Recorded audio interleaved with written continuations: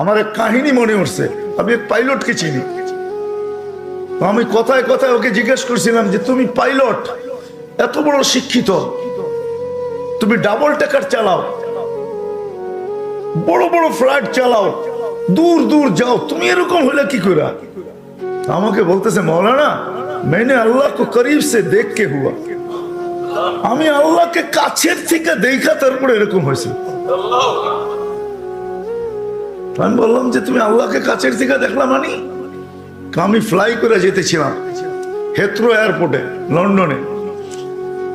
যখন আমি ইংল্যান্ডের সীমানায় ঢুকে গেছি, সীমানায় ঢুকে গেছি, হেথ্রোতে আমি ল্যান্ডিং করব, সীমানায় যখন ঢুকে গেছি তো আমি বটনে পুশ করে চেকিং করে, এর আগে চেক করে যে সবকিছু ওকে আছে কিনা। তো আমি বটন চেক করতে যেয়ে দেখি আমার চাক্কা নামবে না, আমার চাক্কা নামবে না। কিন্তু আমার কাছে ফুয়েলও নাই যে আমি ফেরত যাব, কারণ আমি 9 ঘন্টা ফ্লাই করে আসছি, 18 ঘন্টার ফুয়েল আমার কাছে নাই। আমাকে হয়তো ক্রাশ করাইতে হবে, নাইলে নামতে হবে যে কোনো ভাবে।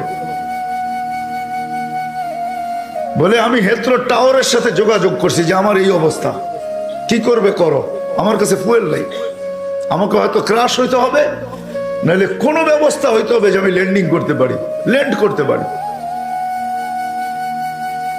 হেথ্রো এয়ারপোর্টের ভিতরে কিয়ামত হয়ে গেছে, কিয়ামত, যে এই জাহাজকে ল্যান্ড করাবে তো করাবে কি করে।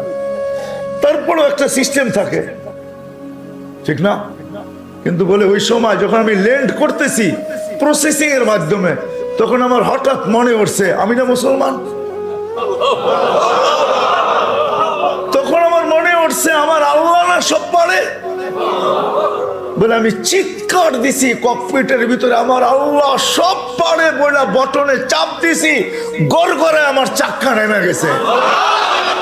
আমি স্বাভাবিকভাবে ল্যান্ডিং করছি। এর আগের কিয়ামতের চেয়ে বড় কিয়ামত হয়ে গেছে, পুরা এয়ারপোর্ট ছুটে আসছে। তুমি আমাদেরকে এই ধোঁকা দিলে তো দিলে কেন? তোমার জন্য হেথ্রো এয়ারপোর্টের মতো হাজারো ফ্লাইটকে আমরা বাতিল করছি, ডাইনে বামে পাঠায়া দিছি যে অঘটন থেকে বাঁচার জন্য। তুমি তো স্বাভাবিকভাবে ল্যান্ডিং করলে। তাই আমি বললাম যে চেক করো, তারপরে কথা বলো। তো ওরা যখন চেক করছে, চেক করার পরে দেখছে এই চাক্কা নামলো, তো নামলো করে, তোর সব সিস্টেম তো ফেল, এটা কি করে নামলো? বলে আমি দ্বিতীয়বার দরজার ভিতরে দাঁড়ায় চিৎকার দিছি আমার রব সব পারে। তখন আমি এয়ারলাইন্সের মালিককে, এয়ারলাইন্স চালাদেরকে চাবি বুঝাইয়া দিছি, লও তোমাদের চাবি, 4 মাস পরে চাবি আমি হাতে নিব, যদি দেও, এর আগে নিব না।